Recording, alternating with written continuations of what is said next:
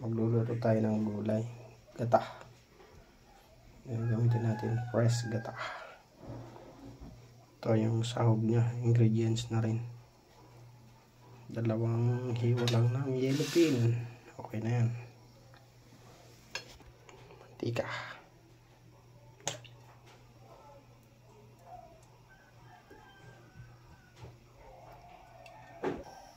matambay, lagay natin yung sibuyas.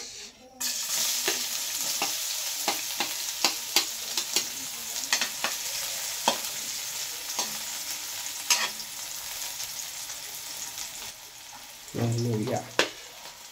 Yung luya.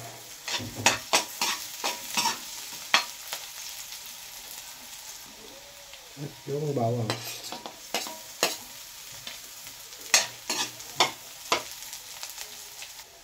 Yan mga katambay.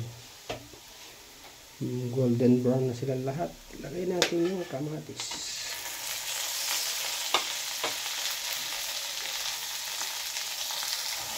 Matambay, lagay natin yung gulay.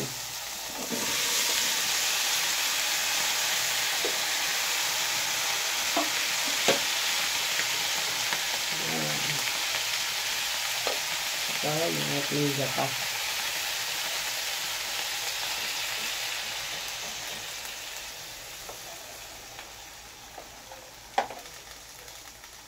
Paminta. 2. Kunting bitchin.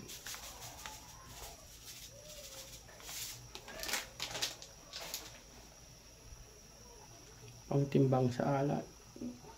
Patis.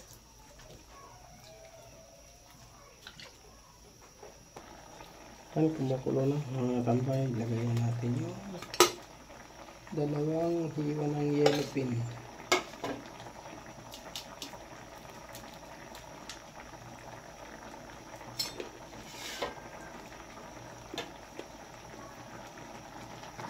Mga tambay, luto ng ating ginataang gulay na may yellow pin. Lagyan natin ng konting onion leaves.